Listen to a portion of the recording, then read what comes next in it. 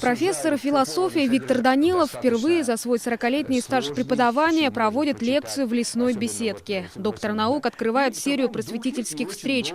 Тема об изменениях в философии как в вузовской дисциплине собрала полный зал. Нет более практичной науки, нежели философия. Философия сопровождает всю жизнь и деятельность человека. Поэтому чем больше философствует, тем больше успешнее общество. И хотелось бы, чтобы каждый философствовал, зная, какие ориентиры. Рассуждения об ориентирах одинаково вызвали интерес у разнотипной аудитории. Студенты, молодые специалисты, пенсионеры и родители с детьми. После академического часа или 45 минут просвещения каждый получил пищу для размышления. В этом проекте, как я думаю, всегда преподносятся какие-то новые знания и в интересном формате, потому что одно дело, когда мы проводим лекцию в аудитории, это немножко другое. Мы как бы настроены так, что нас все время будут учить, и как-то немножко противимся лектору.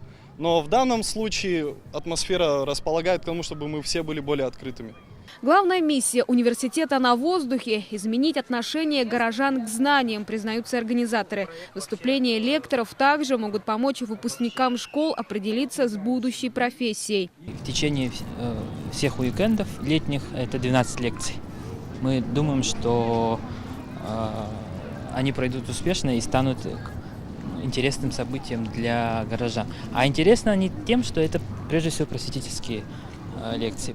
Стать участником образовательного проекта может каждый. Для удобства посетителям предлагают заранее пройти регистрацию на университетском сайте. Научно-просветительские встречи с ведущими преподавателями университета продолжатся до конца августа. В следующую субботу, 10 июня, лекция будет посвящена теме распространенных в Якутии заболеваний. Место встречи – лесная библиотека городского парка.